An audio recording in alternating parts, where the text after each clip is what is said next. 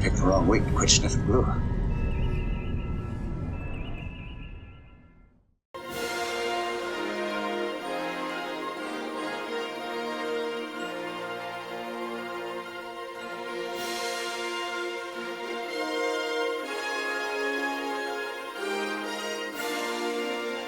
Well, welcome back. It is week 6 on the Helios Enterprise D build. Now, I'll tell you that normally 6 weeks into a project, this is about the time that I start, losing interest in something because, if it's just taking that long, I getting bored with it.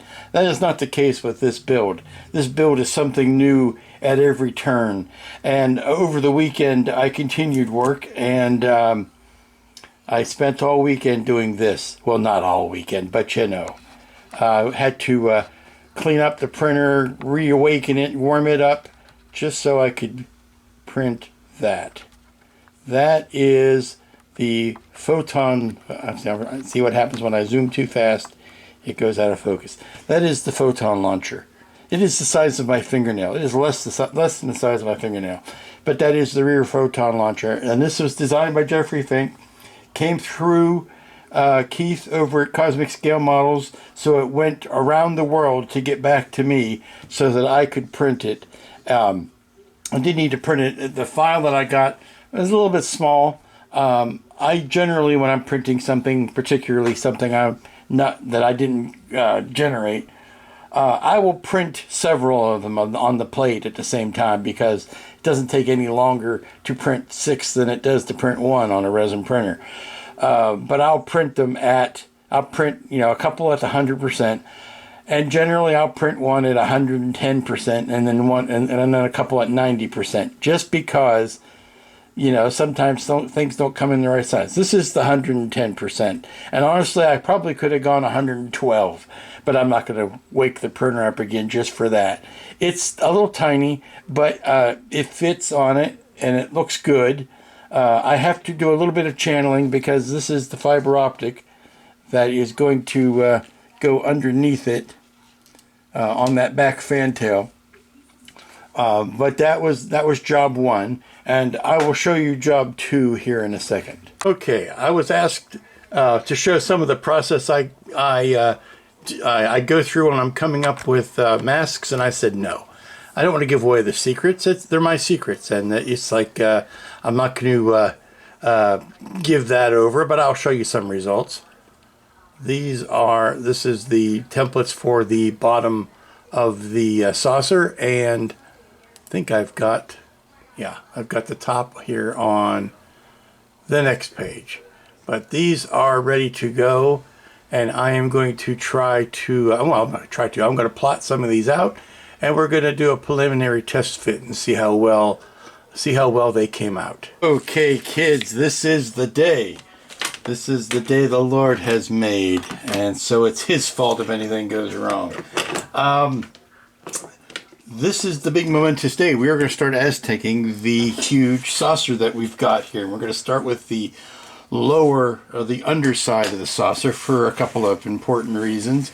Most notably, the stand, which is supposed to have been here today, but will not be arriving until tomorrow.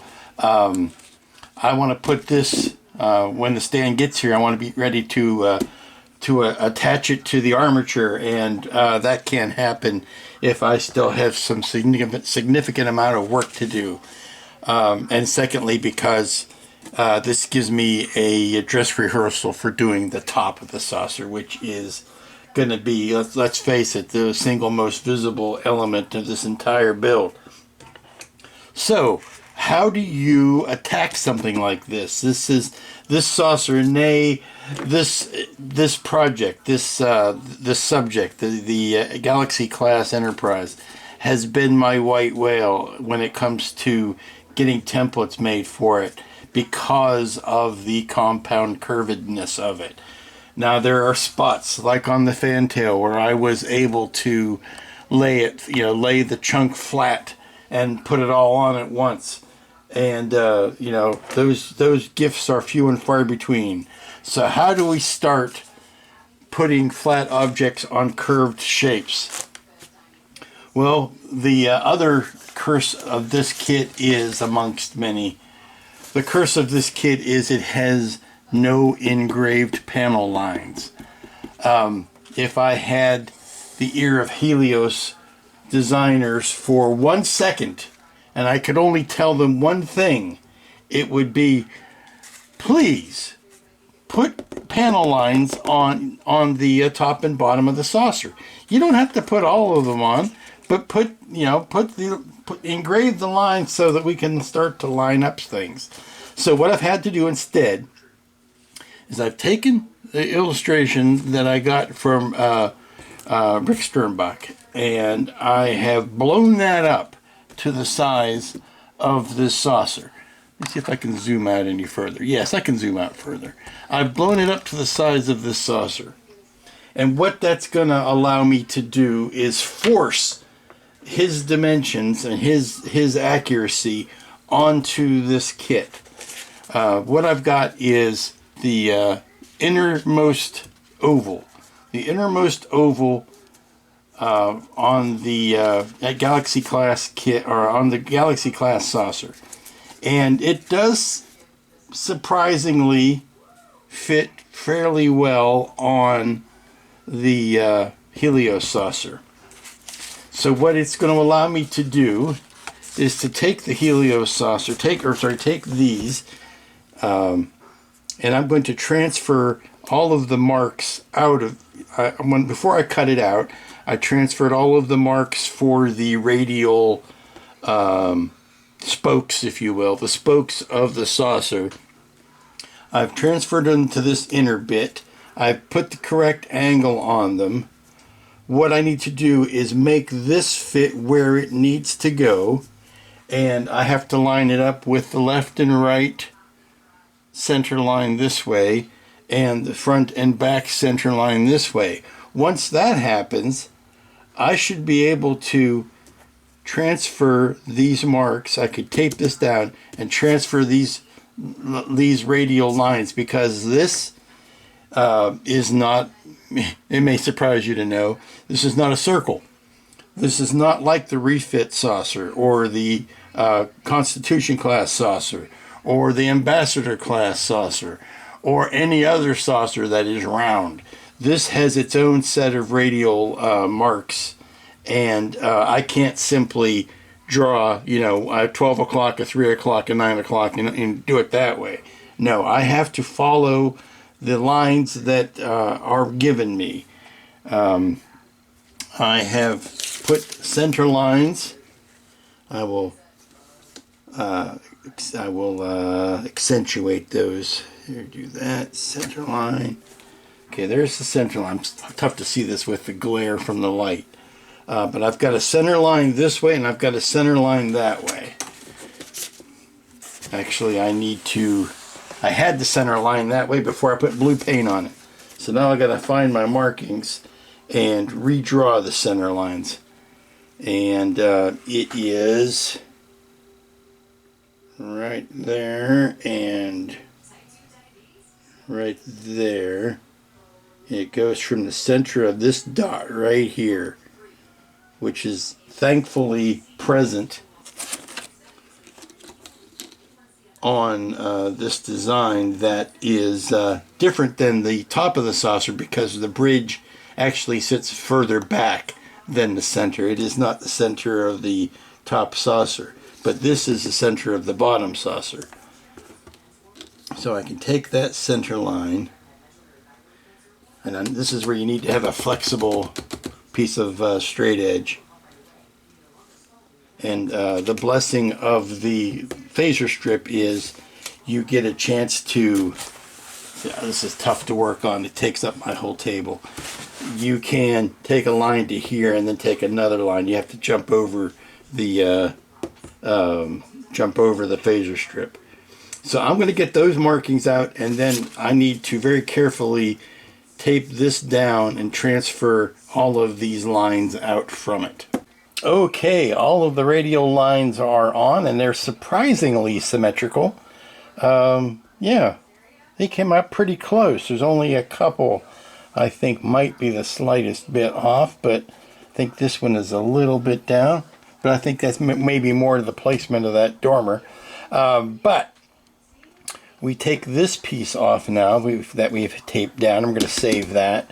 And we can use this as a basis to start laying down pieces. Now, what I was saying earlier about the phaser strip being a saving grace, that means we don't have to lay the whole thing down here. We can kind of go down, start here, work our way to the phaser strip, start from the outer perimeter and work our way up to the phaser strip, and that'll be our fudge factor will happen right in there. If something doesn't quite meet up, it will happen underneath where the phaser strip would go.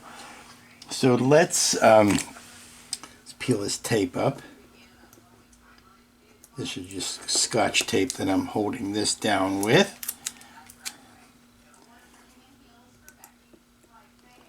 Go ahead and cut that so I don't have to. I don't want to rip this piece of paper. I need to save it. I've also drawn around the outside of it to give me that first layer, that first ring.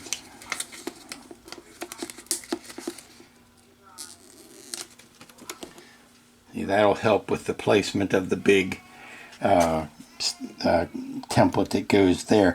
I may be able, I could probably cut that in at least half and do half or do it in quarters maybe.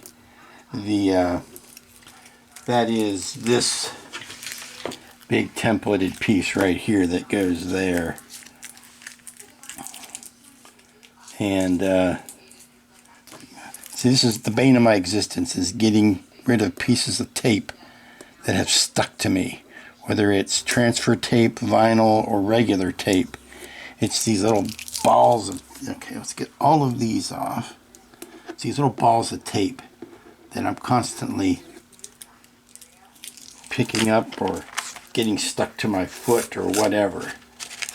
Okay, that's a good place. If we wanted to, we could start laying stuff down. I need to, let me draw those lines back in where the tape was.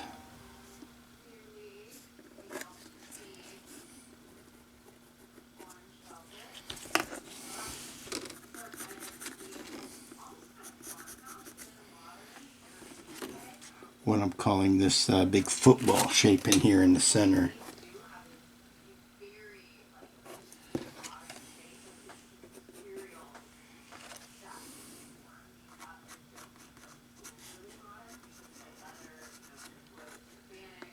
And again, I'm just trying to pick a starting point. I need to establish my saucer pattern or my Aztek pattern because this does not repeat. I mean, it's not symmetrical.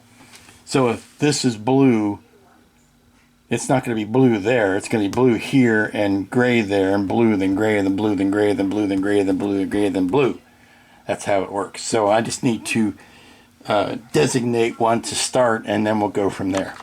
Okay, so I've got a quarter of the saucer down. Got the, well, almost a quarter if you don't count this little bit here.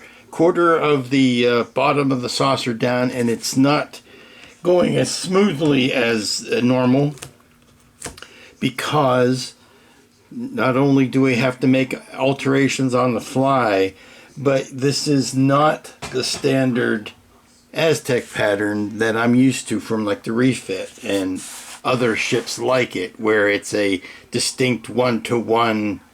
You know, you take the waste product from this and you put it over here. No, this is there's a lot of leftover vinyl because there's a lot of leftover vinyl because you can't use it's a mirror image this way and this way, but I can't use this piece here over here, if that makes any sense to you at all. So I have to kind of unlearn what I have learned and go back to the start in some respects. And also because of the roundedness of the vinyl, or the roundedness of the ship and the flatness of the vinyl, there's a little bit of creep that you have to factor in, and you kind of, you give each piece a bit to breathe, and when you're putting it down, they're not always going to match up exactly to each other. And I think that is why they added the second and third colors in, because you can kind of fudge over some of those irregularities with the accent colors, and I'll plan on doing that as well. But here is the first quarter.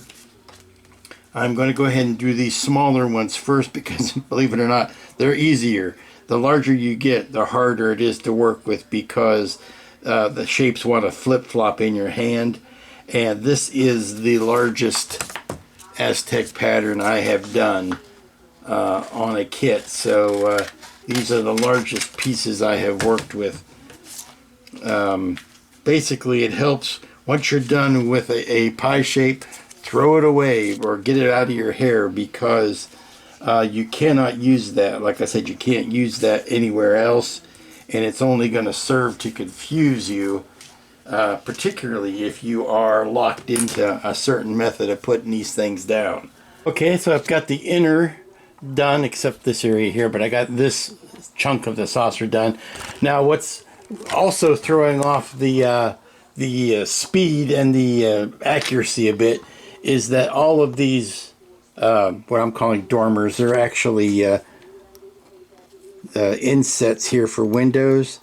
I'm cleaning those out so that the aztekking doesn't go in those, and that's kind of throwing off the pattern as well, because it looks like there's a whole lot more empty space than there actually is.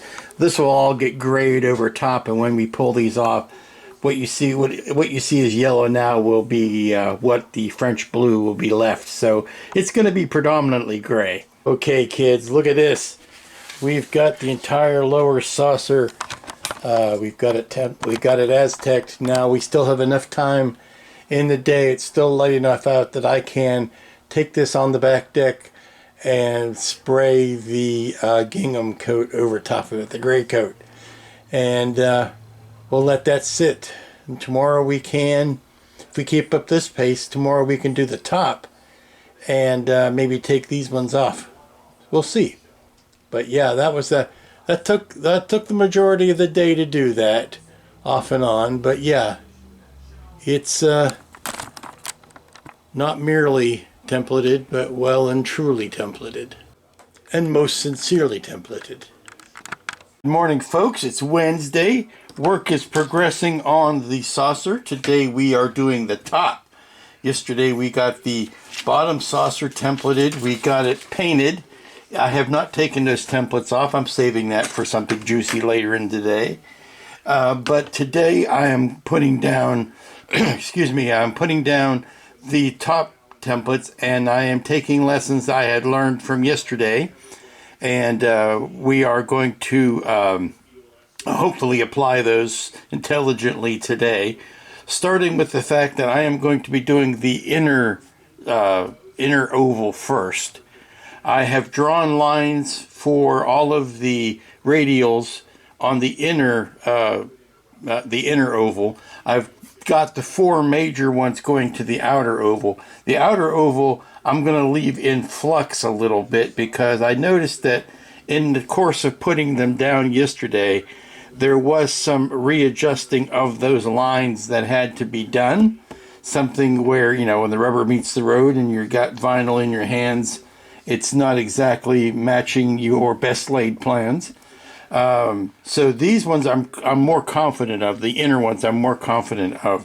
The outer ones I can kind of adjust as they need to be adjusted, and rather than put down pencil lines that I may or may not have to change, I'm going to go ahead and like I said, do these ones first, and that'll give me my additional areas of surety. Now, the only lines, I did say that I put the exterior, or the four compass point lines on it, the left and right, front and back.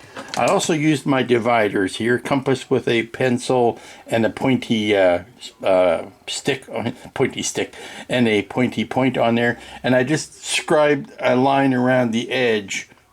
And what that is we'll get a focus on that.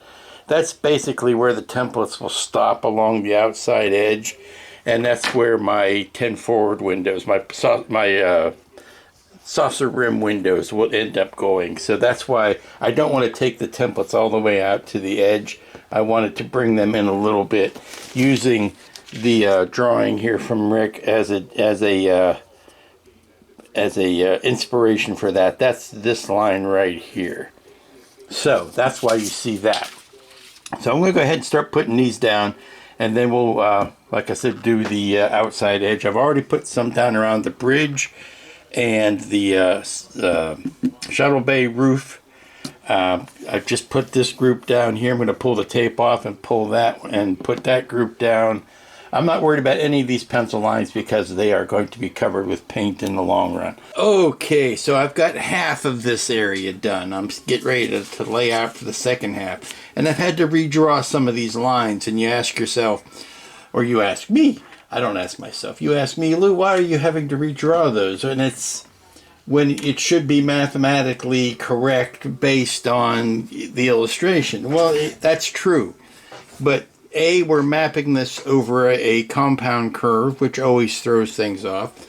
And B, I have to tell you that the phaser strip, now this is not maybe precisely where it needs to be. And it's a best guess based on where the holes were in the hull, where I chewed out those holes to put the phaser strip under, and then I cover it with this piece. Now this piece is very flimsy.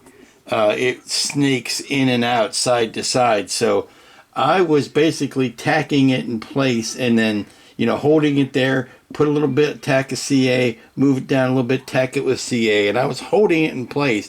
But because the fine folks at Helios didn't put any sort of indicator or peg or indent into their hull, I don't know if this is exactly where it needs to be. And those slight little variations, I think I'm pretty darn close. Don't get me wrong.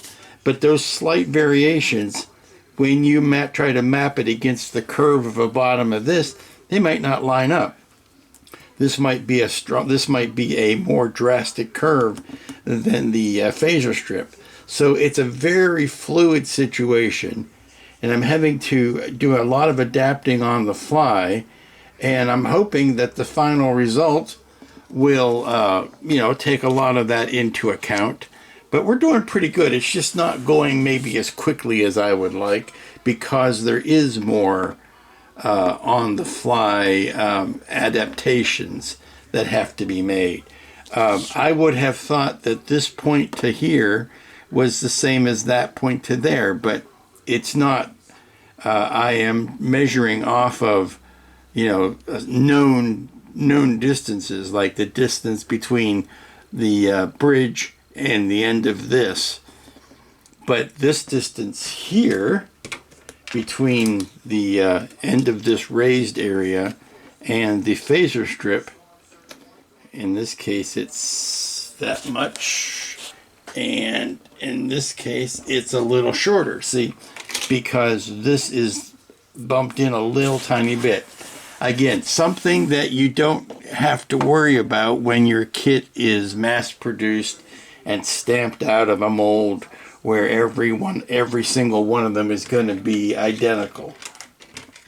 This and it's done by designers who know how to put model parts together. That's probably the biggest thing, is having it engineered by somebody or by a company that has a lot of experience in doing mass-produced model kits, not sculptures, this is probably closer to a resin sculpture than it is a mass-produced kit.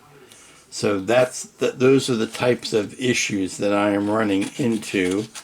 I think we're doing the best we can with it, but there is going to be a lot of give and take, and as long as you know that going in, it's less a frustration and more of an expectation. Okay, it's about 12:30 and we've got all of the inner oval masked off. for the main color flopping. There'll be, like you know, I'm not going to say it again, there'll be additionals. So let's get cleaned up here. I'm going to take a little bit of a break. I'm not running. It's a marathon, not a sprint. So we're going to let this sit for a bit, and then we're going to come back and start working our way around. Actually, I think I'm going to start up front and work our way around with the outer ring. Righty, I am back from lunch, and lunch today was a wonderful homemade Brunswick stew. It's been this morning was actually chilly outside. Not chilly the food, but chilly the temperature. And it puts you in a mind for cooler weather comfort foods. And I tell you, there's nothing better than a good homemade Brunswick stew. So that, now that I am refueled and ready to hit the ground running, as it were, I'm trying to make some space here because this thing does take up a bit of beastie room.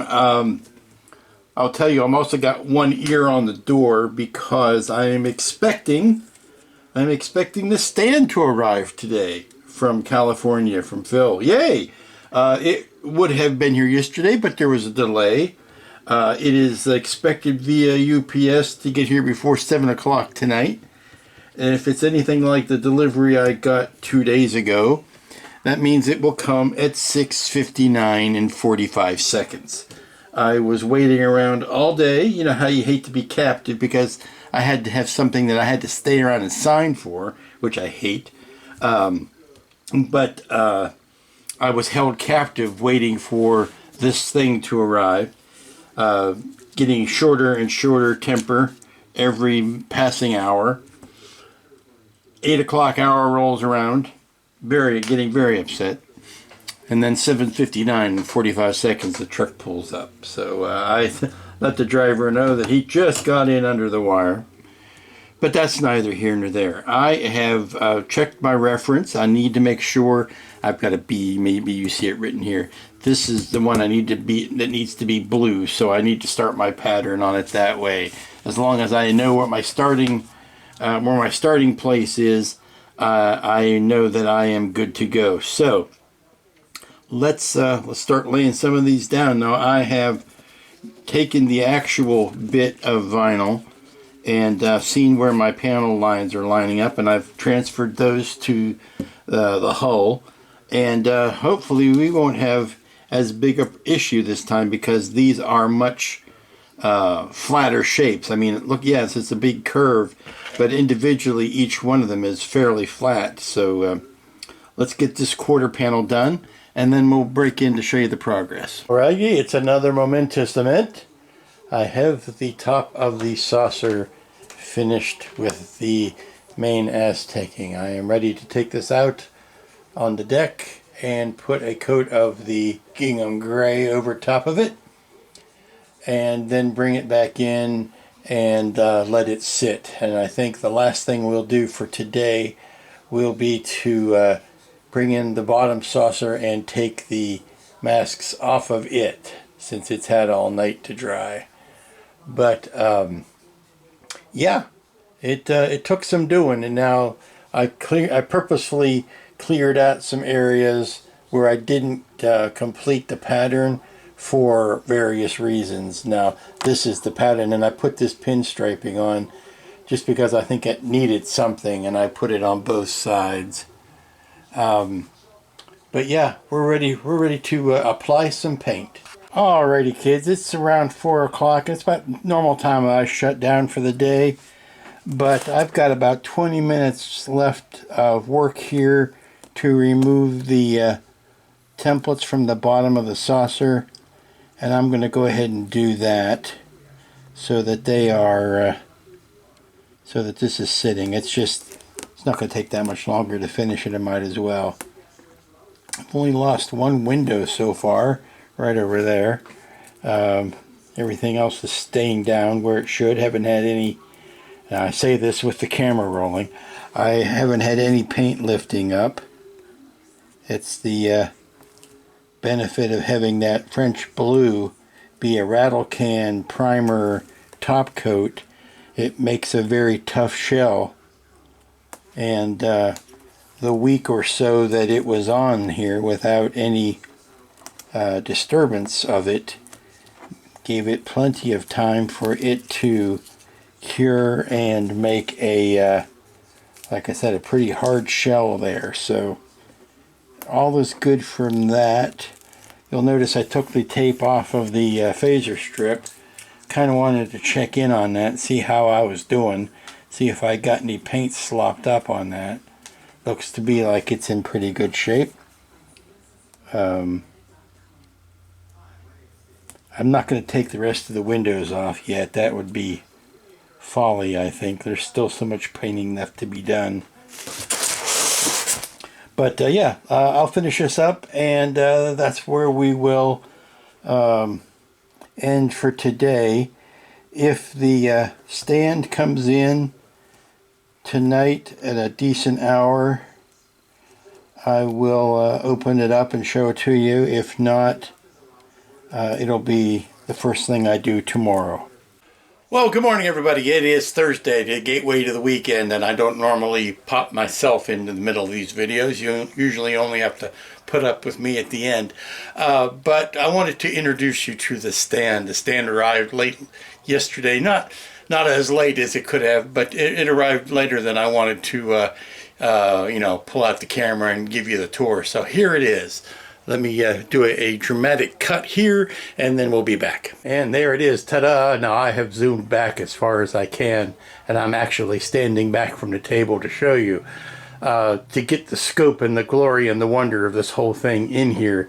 And I will show you some of the parts that make this up. If you've seen Phil's videos or any of Phil's videos, you will know the basic outlines of this and the contours of it. So I won't bore you with too many details. This was fabricated out in California by Phil's friend Taylor at his metal shop, he and his father run. And when I was out there, we kind of hashed out some of the details and the plans for it, and then we let Taylor go about his merry way with the construction of it. But this thing is a beauty. Now I want to show you, first of all, these are the speakers that I picked up. These will go on either side of the base when it's done. I've taken the ring off of the stand because the first thing I want to do to this is get some paint on it. I don't want any of this metal to stand any chance of starting to rust or oxidize. So I want to go ahead and get a good coat of enamel paint on this before we go too much further. But this is the control box. This will be on a swing arm right here at the front. I think you'll remember Phil's comes out the side. I asked for them to put it in the front. But that's going to house the board. The Helios board will sit in there. We've got this LCARS graphic to go in front of it, and that's going to control all of the, there's a button there. You put this together. There we go. You see it with a white background on it. This is going to sit inside there, and that's going to have all the controls on it that we need. And what happens is that take this plate off. This plate was the piece that that came with the Helios kit, and what was welded onto it was what Taylor came up with. Now, this is the base of the kit. It sits, now it doesn't sit on the top of that pole. It actually sits on this piece that Taylor had 3D printed. This is made out of a spongy material, and it matches the contour of the bottom of the ship. It sits like this. I believe it sits that way. Yeah, it sits that way with the thick side front to the front. Again, I'm taking this off so that I can paint. But this would sit like that. The plate then goes on the top and gets bolted down. There's a bolt right here that kind of holds that in place. Now the rest of this I'm going to have to put the camera down and bring it in place, and then bring the camera back up because it takes two hands to handle the whopper. Okay, I've got this temporarily bolted in place to show you how that goes. Again, there will be a cushion underneath.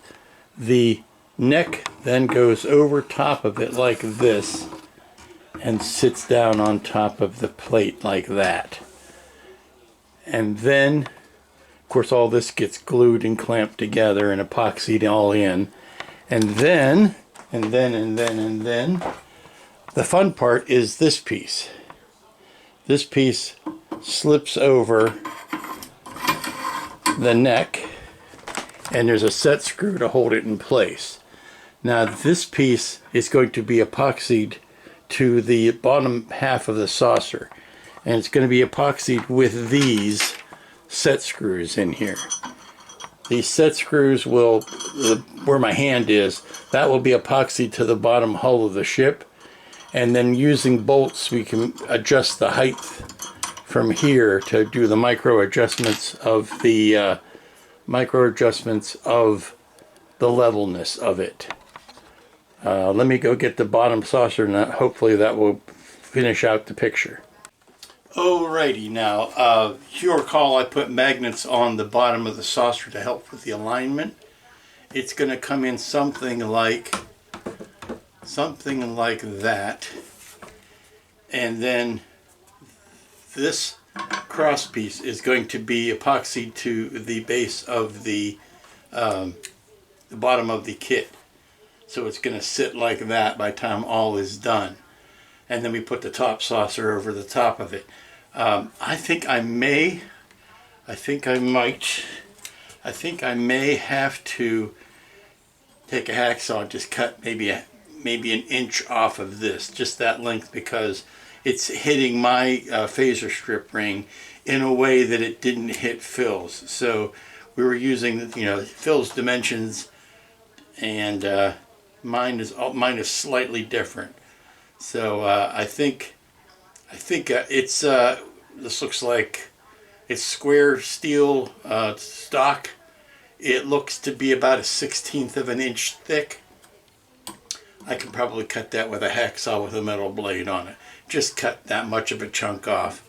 And then what will happen is that when I come to want to detach this saucer, I should be able to simply slide it forward off of the magnets, and this will come with it.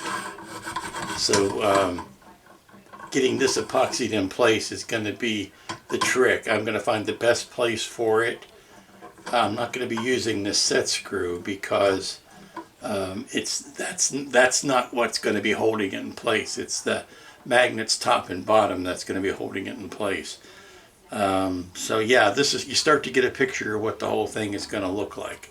Alrighty, I just got back a little while ago from the store. I went out and bought some paint for the stand. The stand is being painted. It's drying in various other undisclosed locations. Picked up some sliders for not the sliders you eat.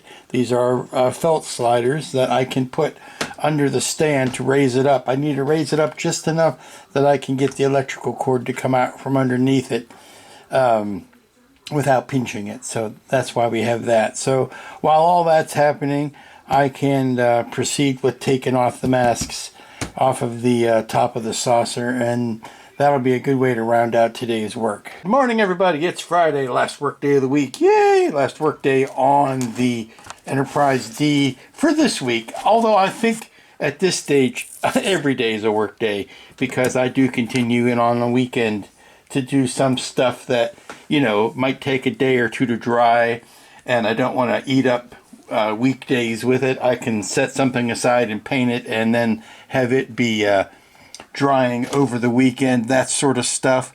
Now I have got the templates all removed from the top of the saucer. I even took the phaser strip tape off, and I've started opening up some of the windows. There's another pass of paint that goes on here. You all know that. So what I'm going to do is set this to the side, because I am eager to start attaching some parts to that new base that I've got. I've painted it yesterday. I want to show you the results of that today. And to do that, I need to clear the space, frankly. So I need to get this up off the table and bring the stand in. I think I'm going to be working on the belly today. I just watched Phil's video. Seems to be we're playing hopscotch here. We're jumping over each other as far as what parts we're painting and what parts we're not. But I have a lot of catch up to do on him as far as getting everything ready to go on my stand. So let me clear this off. Now that it's all nice and clean. Look at that bridge module. That's neat. That's just neat. Now, some of the windows got a little bit closed up with some paint, and I can, kind of scratch the paint off of them and open them back up. But I think we're going to be good. But let me clear this off and bring in the stand and the belly part. Okay, this is the first part of the stand, and I swear this is heavier than Thor's hammer. This is a chunk. But what I want to do first thing is to lessen the impact of some stuff, is I want to put some of these felt feet on the bottom here. These are just sliders. I picked them up at the big store. Excuse me.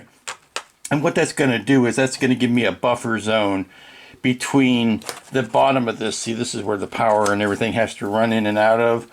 But I need a buffer zone between that and the cord, so I don't pinch the cord. So this is going to, and I'm just going to use the whole sheet just like they provide it. And I'm going to stick this down on the bottom, just like that. And I've got another one of these. I've got a few of these, and I'm going to put them on all four sides, and it's going to allow me to move this guy around a lot easier. I don't know if these will be the final feet. I might end up doing something different, but at least for now, these are going to solve my immediate problem. That's a good. I'll do them right in, like keeping around the center there. Now also the added benefit is if they don't go all the way out to the edge, is it makes the base look like it's floating. Let's just get these off.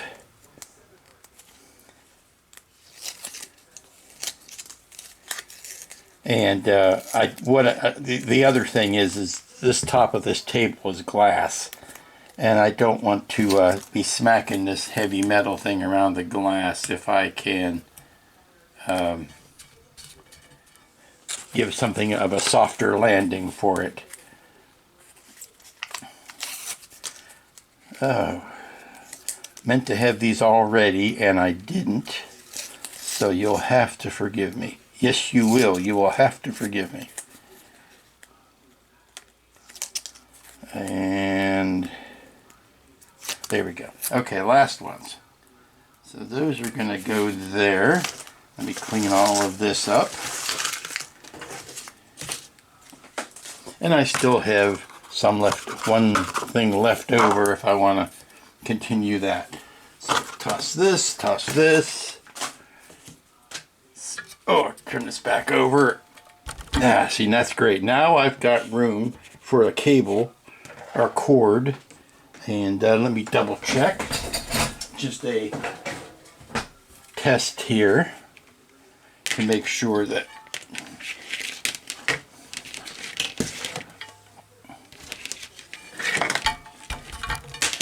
see, now that does the shimmy shake, which means that no cord is now being pinched under there. Okay, here are the other two top parts placed on the base.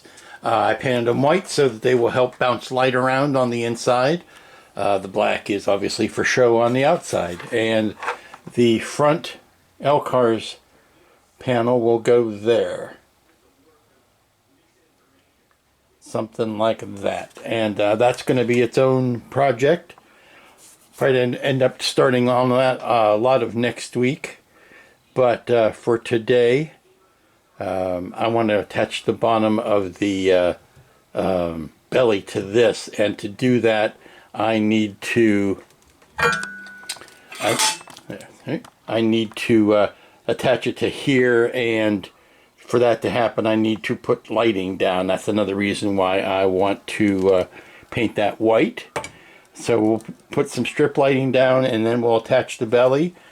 There's some painting on the belly I want to do before I attach it though. So that is job one, is to create masks for the second, or for the third and fourth color that we're going to be using on the paint job. But I want to, again, use the belly piece as the guinea pig. Alrighty, it's time to start working on the accent color, the lighter accent color on the belly here. Now I have taken the initial decal sheet. I've drawn some shapes that I think look nice, that will be the lighter shapes. I have transferred those to vinyl using this as my map. What I've done is I've cut all of these shapes and then I've cut an outer mask around them. So I'm going to put the shapes down first, and I'm going to use that as a way to show me where the masks need to be. Then I can tape off the other. It'll all make sense in a second here. But I'm just going to put the positive part of these shapes down, and then you'll see what I'm talking about. Alrighty, I've got the lighter shapes down. Now, you'll notice in this instance, I actually put down the outer masks because they were so close together that I combined them on one. But now what I need to do is go around and put the outer masks around each of these shapes. I'm only using them to position them where I want them. I can put the outer mask around it. Doesn't have to be exact, but close enough is close enough. And then I peel the inner one back out, and that gives me the area that I want to paint.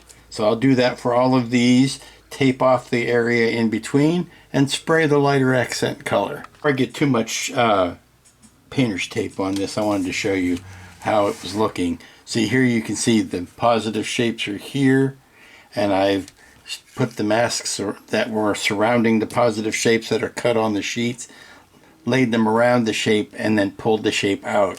So now I will like tape in between these, and that will give me my barrier so that the paint won't stick to that, where it's not supposed to stick. Alrighty, all the masks are down, and I'm ready to put some tape in here. Now I really need to tape in between the masks, because when I'm spraying the lighter color, I don't want to have the outside of the mask show up. So I'm just going to run some tape around the perimeters of all of these just to keep the area nice and clean. This may take a little bit of time because it's some fiddly areas to get into, but we'll come back and all of this will be yellow. Alrighty, as promised, it's all yellow except for the part under my hand. Pay no attention. I'm gonna spray these now with the lighter color that I have mixed up, and I will tell you that at this point, until I have changed my mind, which is not likely, but there's always an outside chance, the formula for it is roughly 2/3 white and 1/3 light blue. That is the XF23 light blue and the XF2 XF2 white. That is, I've sprayed it on a sample. I let it dry, which is important because you never judge a color by what it looks like when it's wet. You always wait for it to dry to get a full evaluation of it. And then I took it outside and I looked at it in the sun, and I took my glasses off. And why do you say I took my glasses off, Lou? My glasses tint when I go outside. My glasses tint and they turn darker like sunglasses. That's no good for judging color. You got to see it with your naked eye in the sunlight. That has always been my method of last resort. Yeah, you can practice. I mean, you can tweak your colors for fluorescent lighting. You can tweak it for indoor lighting, incandescent bulbs, whatever. I'll tell you a cheat code that I have. A cheat code is, I know I've been to Wonderfest so many times that I know the lighting in that ballroom is slightly yellow. So I will look at my colors under a slightly yellower bulb to see how they look. Now that's, good in that one specific instance, but I wouldn't recommend it for daily usage. So I've taken this out and I've got the color, and here's that little patch of color. You'll notice that it shows up against the gray. It shows up as a tone lighter. You'll notice that it shows up against the blue even better. Since we were going to be having this over both of those colors, I wanted to see how it looked put over both of those colors. And I think I've got something that I am quite happy with. So, all the question is now is to load up the brush and paint something. Alrighty, this has had a good chance to dry. I'm going to start removing all of this tape now. See how we did. I'm sure all of the masking tape will come off first before any of the vinyl does. Oh no, look, some of the vinyl came down. How's that looking?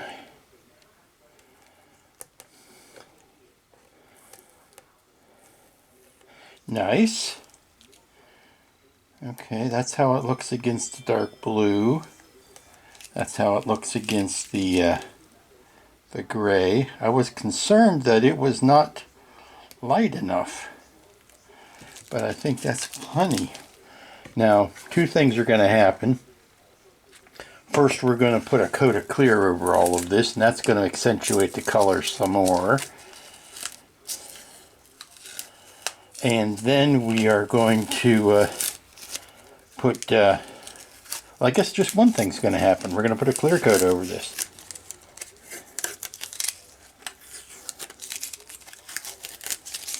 So we're going to continue to peel this up. I could paint in the phaser strip. That's something else I could do.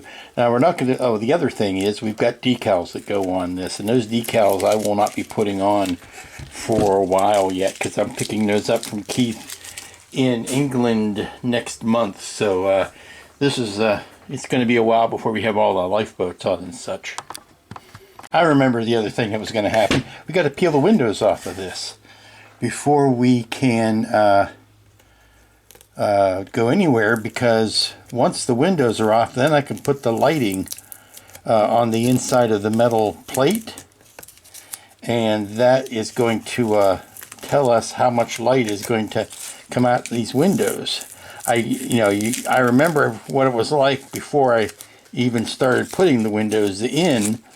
I tested, some strip lighting behind there, but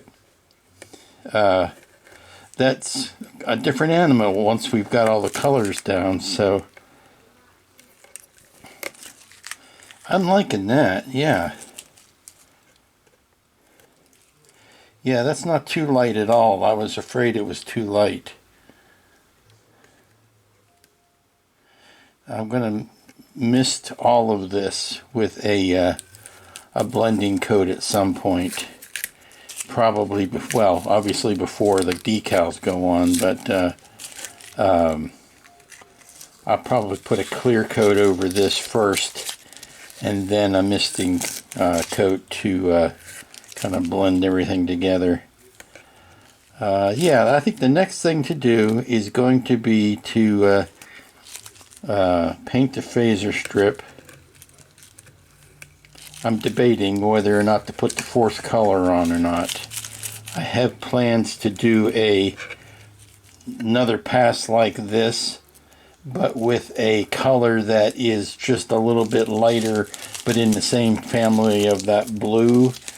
I would call this the lighter version of the gray. So if I did a lighter version of the blue, that would just be slightly off of that. Off of the French blue.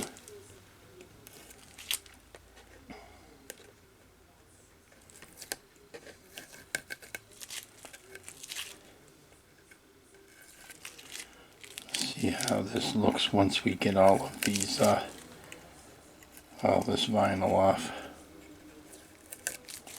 But if I'm going to do any more painting, then I've got to leave the windows blocked while that's happening.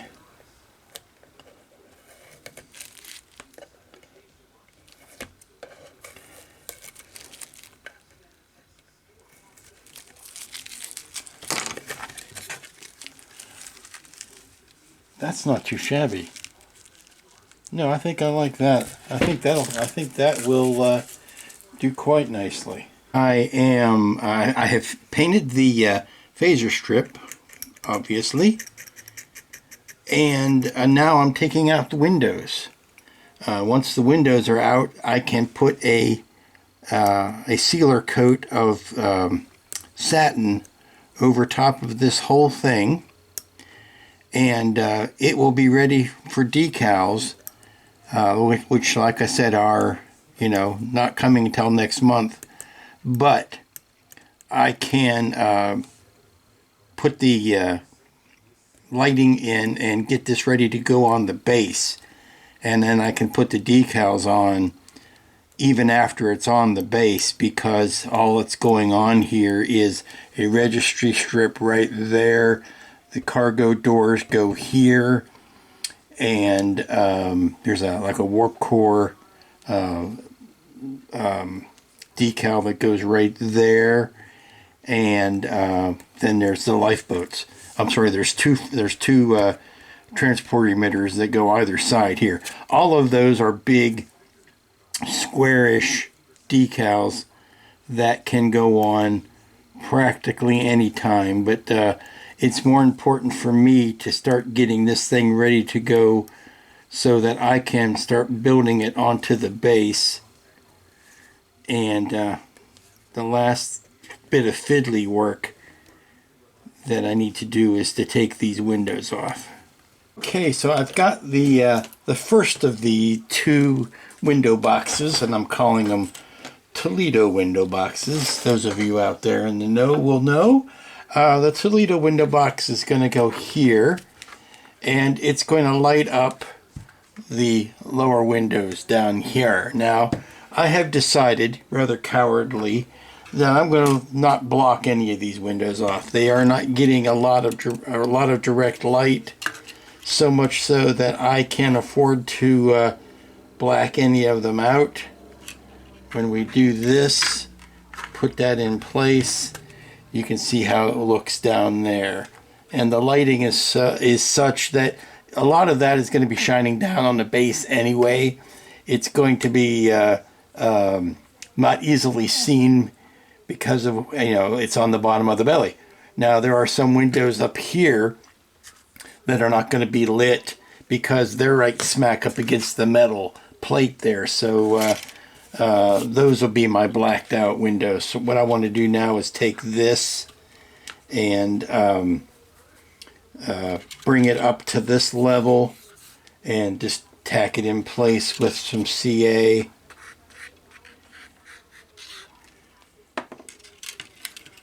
And see, we're centered. We're okay front to back.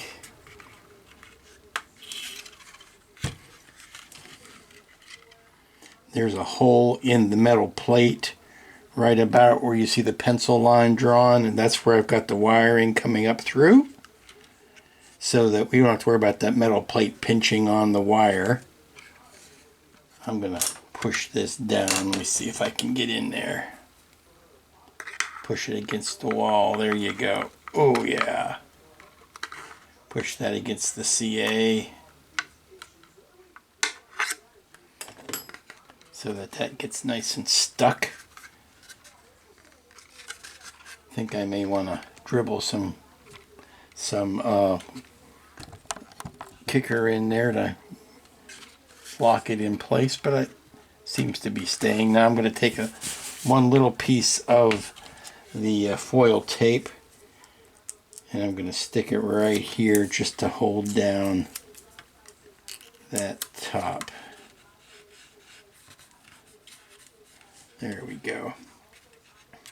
I should run a piece, maybe another piece of tape right across there, but I'm okay for now. So I just need to build the other one for this side. It'll go there, And then we'll be ready to attach this to the metal plate this weekend. I don't think I'm going to have time to do that today, but I can certainly get it ready and do it over the weekend so that it has the whole weekend to be setting up. I think you saw the bottom of that with the secondary colors and the windows out, but I'll be able to put a clear sealer coat over top of this now. Okay, this is where we're going to close out for today. It's actually a little bit early, and I think I'm in a good spot. We're going to close this out today with the lights on in the lower hall here, and I'll have enough time to put a clear coat on this and call it a day. And this brings us swiftly to the end of another week. Big week. Got a lot of stuff done. Got the saucer Aztek. That was the important thing. Getting the secondary. Well, you saw it all. I'm not going to go through the whole thing. Getting that stand in, though, boy, is that going to change it. That's a game changer, and that just added a whole new level to the whole build. So I'm looking forward to starting doing wiring next week. We're going to. I think we're going to end up, for a couple of things I want to do over the weekend, and one of them is maybe get the cross brace epoxied into the lower hull, lower saucer. I really want to have those things, kind of baking over the weekend so that Monday we can hit the ground running on that. And the other thing would be to attach the plate to this. So that those epoxies can be setting up whilst I am enjoying the weekend. So until next week, when we'll be picking this right back up, y'all be safe, be smart. You know what? It got cold. It got cold like this. We went from summer right into what passes for winter here. So I brought out the long pants. That's how you know. I formally said goodbye to the shorts for this year and brought out the long pants. So stay warm, drink some hot cocoa if you need it, and we'll be right back here next week.